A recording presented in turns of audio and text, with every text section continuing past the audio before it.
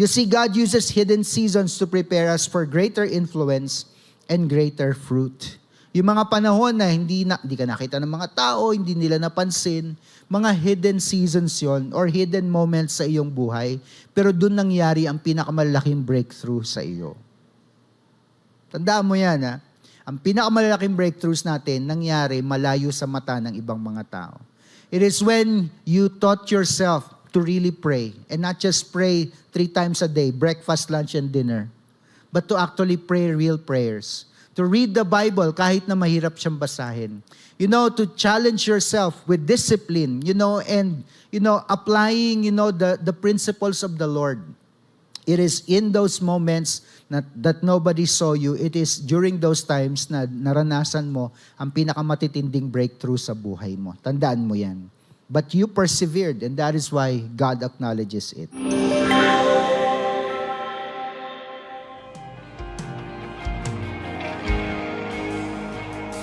Jesus, I trust in you. Jesus, I trust in you. I take you at your word. I will trust you more. Jesus, I love you, Lord. Jesus, I love you, Lord. In you I will remain with all my heart. Come on, can we sing it again? Jesus, I trust in you. Jesus, I trust in you. I take you at your word. I will trust you more. Jesus, I love you, Lord. Jesus, I love you, Lord. In you I will remain with all my heart. Come on, with all confidence, let's worship our God today.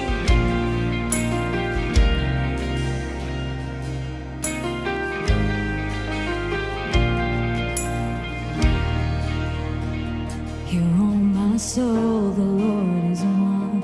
You are my God alone. With all my heart and all my strength, I set my hope in you. Your living word is in my heart. Your promise steady and sure. When I rise up and when I rest, I place my trust in you. With every breath I take, my life is held in you. In every step I take, my life is held in you. Jesus, I trust in you. Jesus, I trust in you. I take you at your word. I will trust you more. Jesus, I love you, Lord. Jesus, I love you, Lord. In you I will remain with all my heart.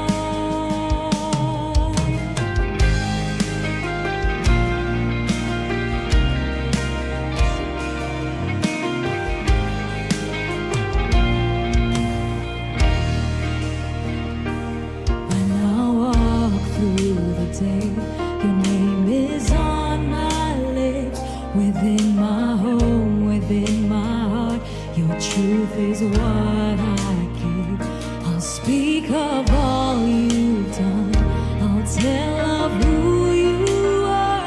From morning light to darkest night, my hope is you alone. So Jesus, I trust in you. Jesus, I trust in you. I take you at your word. I will trust you more. Jesus, I love you, Lord. Jesus, I love you, Lord. In you I will remain with all my heart. Jesus, I trust in you.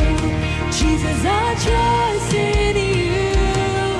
I take you at your word. I will trust you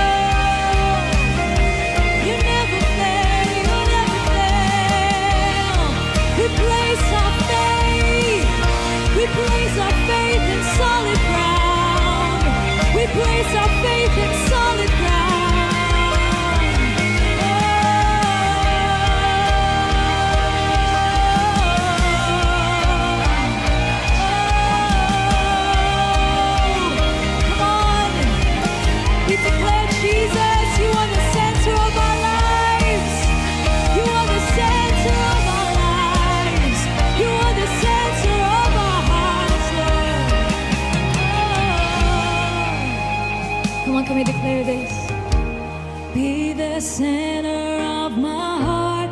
Be the center of my home. Be the center of my life. Jesus, you alone. Be the center of my heart. Be the center of my home. Be the center of my life. Jesus, you alone. Be the center of my heart. Be the center of my home. Be the center of my life. Jesus, you. Come on, we declare Jesus is the center. Oh, we surrender our lives to you, God. Be the center of my life. Jesus, you alone. Be the center of my heart. Be the center of my home. Be the center of my life. Jesus, you alone. Be the center of my heart. Be the center of my home. Be the center of my life. Jesus, you alone.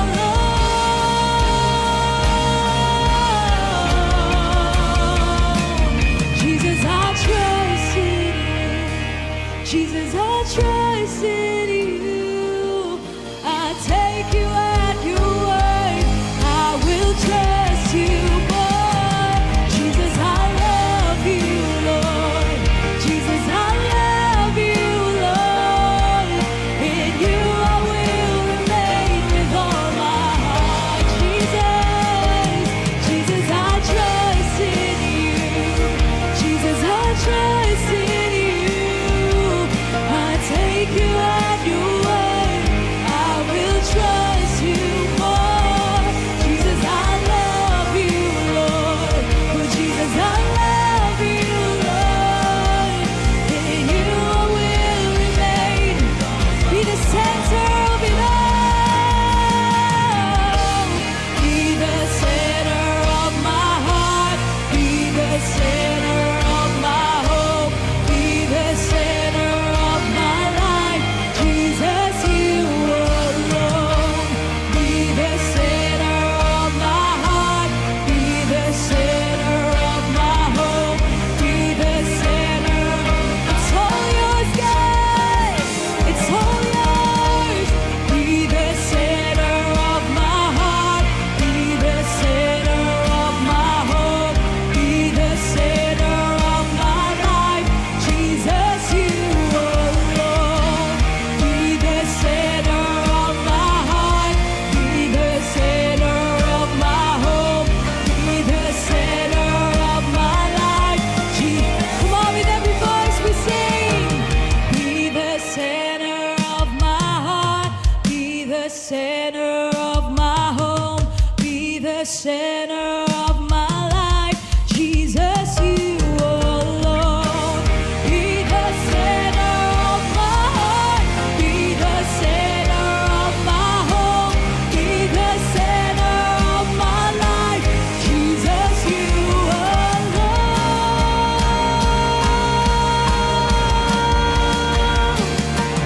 Jesus, I trust in you. Jesus, I trust in you. I take you at your word. I will trust you more. Jesus, I love you, Lord. Jesus, I love you, Lord. In you I will remain with all my heart.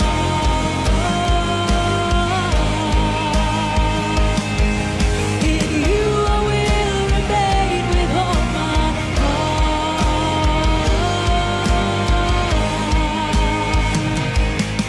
In you I will remain with all my heart. The title of the message is Double Breakthrough. In the scripture, pag sinabi pong breakthrough, ito po ay, sabi rito, is often the moment when God intervenes and turns seasons of struggle into seasons of victory. So napakahalaga nung term na seasons. Ibig sabihin may pinagdadaanan. There is a certain amount of time, that passes. So it is evidence that God remains faithful to His promises.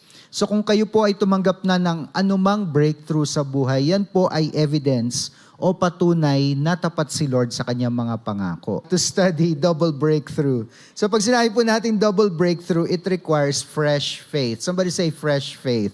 As we talk about double breakthrough, gusto po natin na simulan ito ng fresh.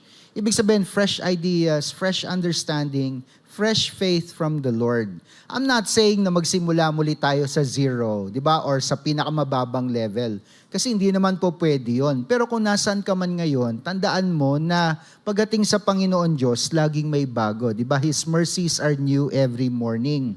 At sabi nga na Ephesians chapter 3 verse 20, now to Him who is able to do immeasurably more. So, ibig sabihin ng immeasurably, hindi kayang sukatin.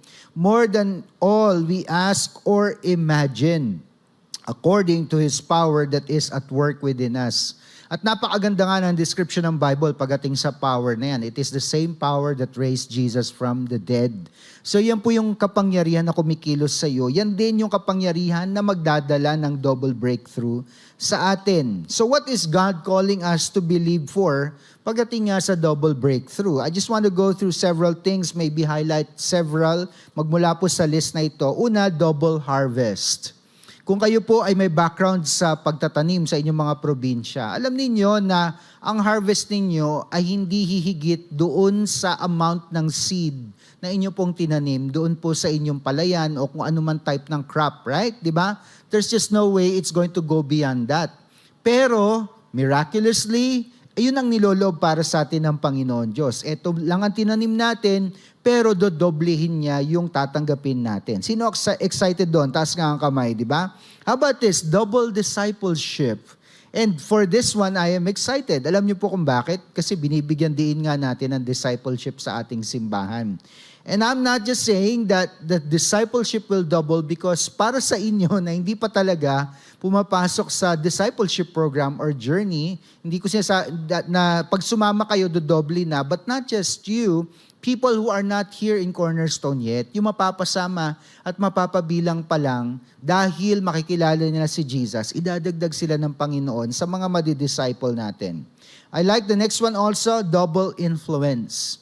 At sabi nga ng Bible, we are salt and light pagdating nga sa mundong ito. So kung saan ka man nilalagay ngayon ng Diyos, sa school, sa trabaho, sa business, God is going to double your influence. So ibig sabihin, hindi mo na pwedeng itago ang pagiging Kristiyano. Dapat hayag na o kilalang Christian ka. And your influence is going to influence people for the better. Kasi kailangan talaga ng mundo ngayon ng encouragement, ng inspirasyon at influence na nanggagaling sa Panginoon. So, sa'yo yun padadaanin ng Diyos. Ano pa? Double passion. And passion is amazing because when you are passionate about something, ibubuhos mo doon ang lahat ng resources mo. But the passion we're talking about is a passion that is set on fire by God. So, ibig sabihin, kung galing sa Lord ang passion na ito, hindi siya basta-basta mawawala. How about double unity?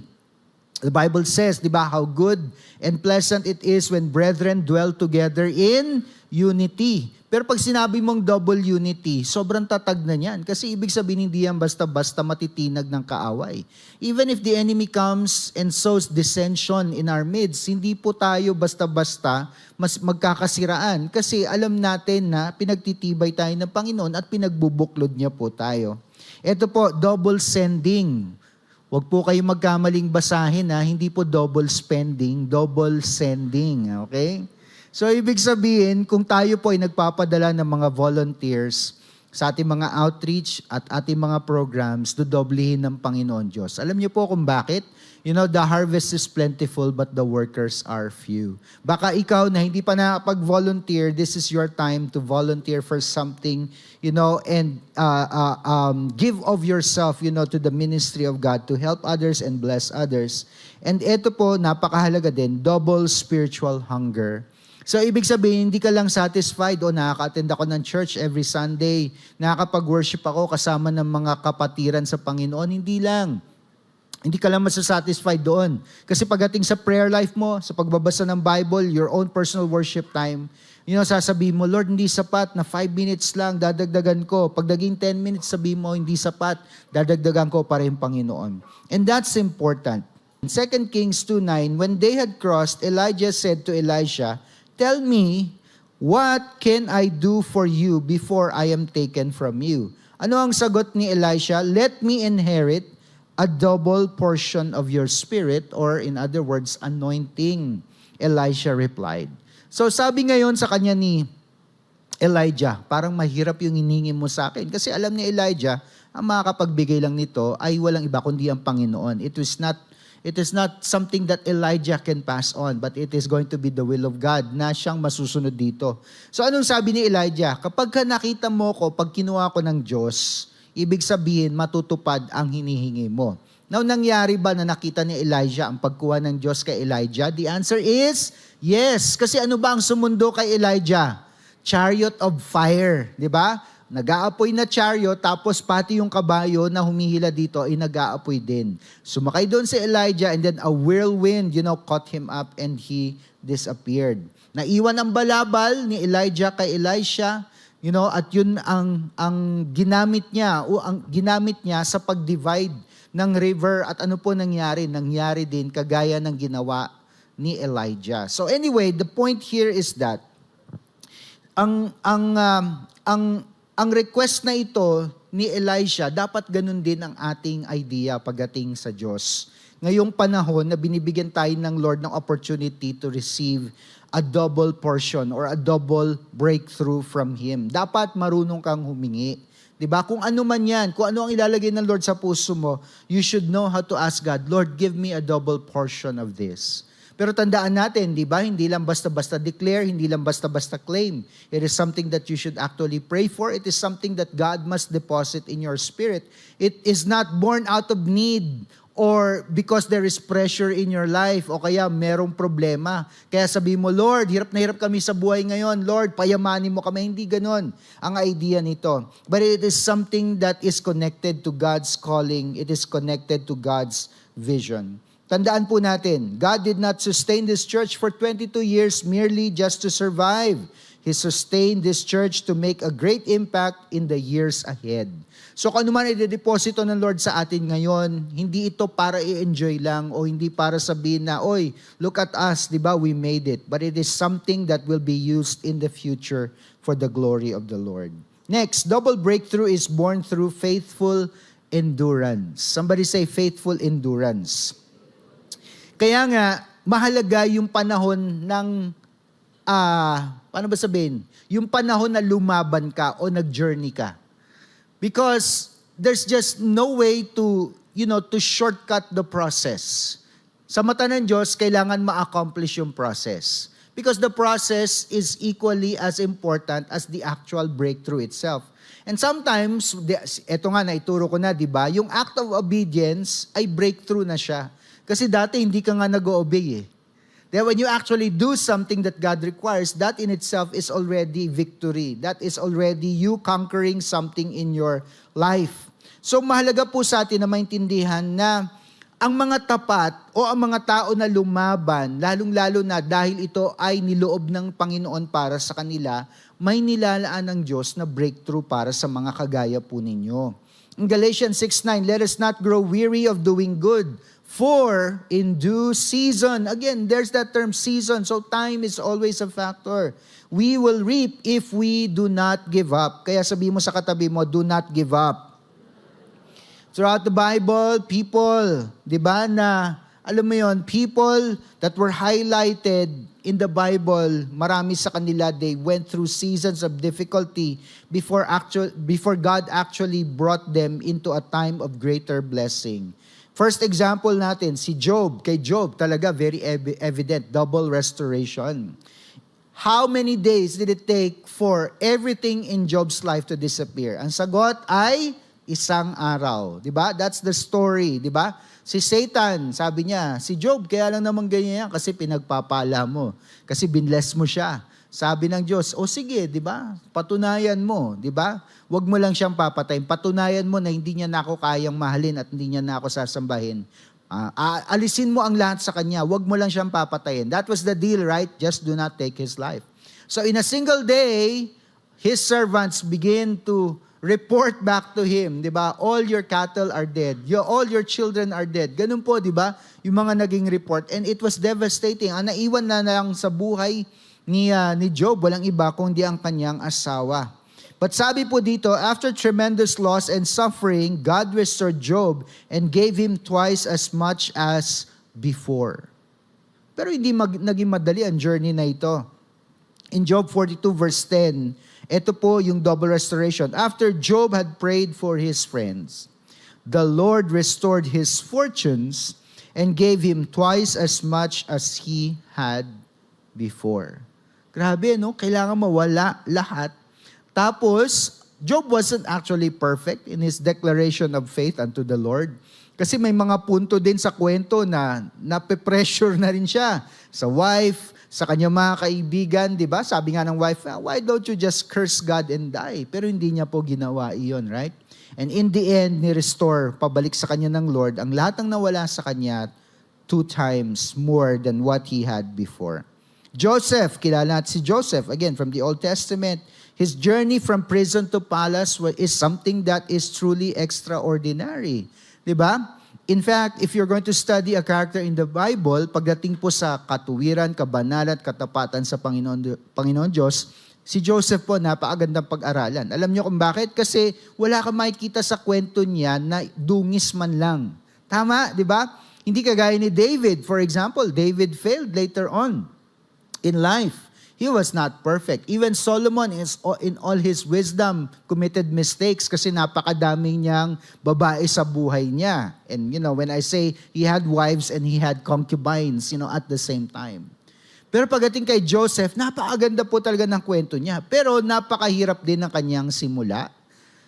Joseph endured betrayal, slavery, false accusation, and imprisonment before God elevated him to leadership. What was Joseph's anointing? He was able to interpret dreams. He was able to dream dreams that came from the Lord. Nung kinwento niya sa kanyang mga kapatid, syempre hindi natuwa ang kanyang mga kapatid. At some point, di rin natuwa ang kanyang mga magulang. Pero yung ganong klase pala ng anointing would serve him well when he was in prison. Diba? Because, the butler to the king, and the baker to the king were imprisoned with him. At dahil doon, diba, na-interpret niya yung dreams ng mga yon at yun ang nag-pave ng way para siya nga ay magkaroon ng audience kay Pharaoh. And when he was elevated, Genesis 41:41 says this, so Pharaoh said to Joseph, I hereby put you in charge of the whole land of... Sino lang ang mataas dito kay Joseph? Walang iba kundi si Pharaoh, but he was in charge over everything else. Kasi sabi niya, alam mo Pharaoh, magkakaroon ng 7 years of famine. So anong dapat gawin? Bago dumating ang 7 years of famine, there will be 7 years of plenty. Gamitin mo yon para mag-imbak. Para pagdating ng famine, merong kakainin ng Egypt. And that is what he did. Sabi nga, sino ba ang pwede mamahala sa atin ito? Walang iba, Joseph, kundi ikaw. How about the early church? The early church went through such opposition, pero yung opposition na yon ang naging daan para sa kanilang tremendous growth. Persecution scattered believers, but instead of stopping the church, it spread the gospel and multiplied the church. Dung pinigilan ang mga mananampalataya na ikalat o ikwento o i-share sa iba ang kwento ni Jesus Christ, yun ang naging dahilan para lalo itong kumalat. In Acts chapter 8, after Stephen dies, the first martyr, Christian martyr, on that day, verse 1, a great persecution broke out against the church in Jerusalem, and all except the apostles were scattered throughout Judea and Samaria. Godly men buried Stephen and mourned deeply for him. But Saul, hindi pa siya si Paul at this time, began to destroy the church. And when I say destroy the church, hindi po kagaya ngayon na paano ba natin sirain ang isang tao? Social media, 'di ba? False reports, 'di ba? And fake news and all of that. Pwede natin masira ang reputasyon ng isang tao. So hindi basta-basta ganun lang ang pagsira ng church noon. Bakit? Because sabi rito, going from house to house, he dragged them off. both men and women, and put them in prison. At syempre, when you are dragged off, you're not just put in prison just like that. Minsan, tumatanggap ka pa ng paglalatigo sa likod. Those who had been scattered, eto ngayon na nangyari, preach the word wherever they went. So remember, before breakthrough comes, madalas, meron pong stretching. Somebody say stretching. Alam natin pag sinabing stretch your budget. Alam nyo ba ibig sabihin nun? Stretch your budget, di ba? Pag sinabing stretch your faith, alam nyo rin ba ibig sabihin nun? I think you know what that means. Ibig sabihin, nakikita mo yung sarili mo, yung kakayanan mo, yung ability mo, yung resources mo, parang hindi sapat, Panginoon Diyos ha. Pero kung meron kang pinagagawa, meron kang nais na sundin ko dahil utos mo, gagawin ko, Panginoon Diyos. Even if it requires times that your resources and your faith need to be stretched. How about pruning? Hindi rin madali ang pruning because pruning requires removing something from your life, di ba? Character, attitude, sometimes people or even resources that you have in order to produce more fruit. Yun kasi ang purpose ng pruning, di ba? Ang pruning ay hindi naman ginagawa para saktan ka lang. Ginagawa ito para lumabas pa ang mas madaming bunga sa buhay mo because that is the principle found in John chapter 15. Jesus is the vine, we are the branches. Kaya nga He cuts off every branch that does not bear fruit. Ano pa? Waiting. Sabihin mo sa katabi mo, willing to wait ka ba? Sabihin mo sa kanya, gaano katagal? Pag fast food ang pinag-uusapan natin, pag naghintay ka ng 10 minutes sa fast food, matagal na yon. Di ka na natutuwa. Pero pag restaurant, pag sinabi sa'yo na, Sir, 20 to 30 minutes po ang serving time. Di ba? Alam mo yon, di ba? So you make small talk sa lamesa ninyo or you play on your phone or whatever you need to do. If you have work to do, di ba? Maghihintay ka. Willing to wait ka. Pero pagdating sa mga bagay na hinihingi mo sa Diyos, gaano ka katagal willing na maghintay? When you're praying for something that is good, for example, salvation of your loved ones, willing to wait ka ba? Dapat lang, di ba? Kasi buhay at kaligtasan nila ang pinag-uusapan natin. There is also refining. Can you imagine this? Di pa talaga natatapos si Lord, ano?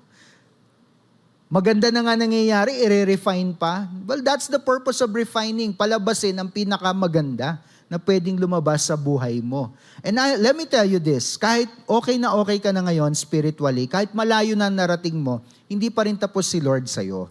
Ibig sabihin, i-refine ka pa rin niya. And you know what? How God refines us? Sabi mo, how? Pinapadaan sa apoy. Ganun ang process na refinement eh. Kasi kailangan lumabas ang impurities. And sometimes we don't like it. But you know what? We need to allow God to refine us. And finally, there's perseverance. Kailangan makita na talagang lumaban ka. Makita na hindi ka nag-give up. Makita na talagang tinayuan mo at pinanampalatayaan mo ang sinabi ng Panginoon Diyos sa iyong buhay. You see, God uses hidden seasons to prepare us for greater influence and greater fruit. Yung mga panahon na hindi ka nakita ng mga tao, hindi nila napansin, mga hidden seasons yon or hidden moments sa iyong buhay, pero doon nangyari ang pinakamalaking breakthrough sa iyo. Tandaan mo yan, ha? Ang pinakamalaking breakthroughs natin nangyari malayo sa mata ng ibang mga tao. It is when you taught yourself to really pray and not just pray 3 times a day, breakfast, lunch, and dinner, but to actually pray real prayers. To read the Bible kahit na mahirap siyang basahin. To challenge yourself with discipline, and applying, the principles of the Lord.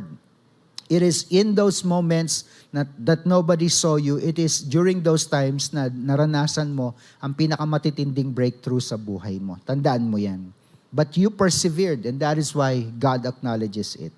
For 22 years, definitely, maraming taong nanalangin, marami nag-sacrifice, marami nag-persevere. We owe it to them and we thank the Lord for their lives. Kung nandito pa rin sila hanggang ngayon, purihin ang Panginoon Diyos sa inyong mga buhay, lalo pa kayong i-bless ng Panginoon dahil hindi kayo tumigil sa inyong katapatan sa Kanya. We also have, next, double breakthrough must produce spiritual fruit. And this is important. Sabi po sa Acts 2:47, ano ba ang resulta ng pag-gather ng disciples? Pagtuturo nila ng salita ng Diyos, pagkakaroon nila ng fellowship, di ba? and sharing their resources. That is what you're going to find in Acts chapter 2. Verse 47, the Lord added to their number day by day those who were being saved. So, pero may gusto akong bigyan din na ang totoong breakthrough is more than numerical growth. Hindi lang pagdami ng bilang ng tao sa simbahan ang sukatan na meron tayong bunga. Because sabi dito, the goal is not simply larger crowds or bigger facilities or greater visibility. Ang goal dito ay totoong bunga. If we say, let's say, we want a crowd. What's the best way to gather a crowd? You produce an event that is free. Somebody say free.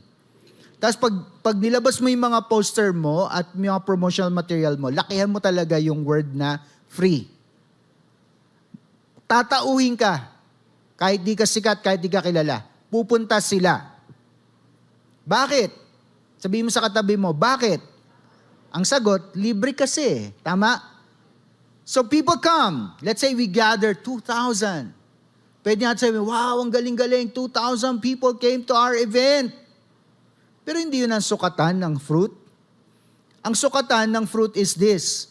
After we gather 2,000 people, ilan sa kanila ang makikita natin na nasa church. At hindi lang makita sa church, kung hindi ma-disciple, magabayan, di ba? Para dumaan din sila sa kanilang sariling spiritual journey. And when they finally mature and they become leaders themselves, doon pa lang natin pwedeng sabihin na grabe, may bunga talaga at may resulta talaga yung ginawa nating free event. We cannot just say, oh, the numbers prove to us that we have fruit. So, ang idea natin ng breakthrough ay yung pagbabago ng buhay ng mga tao. It is when they encounter us and what they receive from us from the Lord, they take it back to their homes. They take it back to their offices. They take it back to their community, sa kanilang school. And they impact others. Yun po ang ibig sabihin na merong bunga. So it's not just numbers. The breakthrough we seek is deeper holiness. Mas banal, di ba? Kung banal na ngayon, mas lalong nagiging banal. Is it possible? Yes, it is possible. How about this? Stronger disciples. Totoong disciples, kasi hindi lang nagabayan, hindi lang naturuan, dumating sa punto na sila ay nagdi-disciple na rin ng iba. How about restored families? How about healed hearts? Alam mo ba, minsan, akala mo magaling ka na, pero pag narinig mo ang isang bagay na titrigger ka pa rin. Anong ibig sabihin nun? Ibig sabihin, hindi pa healed ang heart mo. How about passionate worship? Pag sinabi natin passionate worship, hindi mo lang tinataas ang kamay mo o hindi ka lang mainit sa pagkanta ng worship song kapag yun yung favorite worship song mo.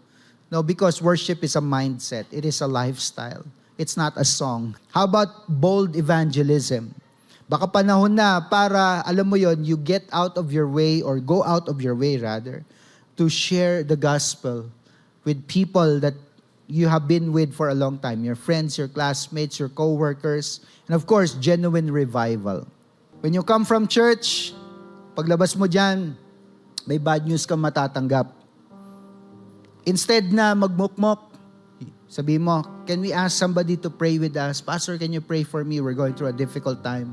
You know, we just came from the service, pero we believe God is good. Yun po yung revival. Ibig sabihin, may nangyayaring di maganda sa paligid, pero hindi nababago yung pananampalataya mo sa Diyos. Yung declaration natin, pagdating sa bansa natin, dapat positibo. Meron ka nakikita hindi maganda sa bayan, di mag-pray ka. Come against that spirit. In the name of Jesus, I bind corruption.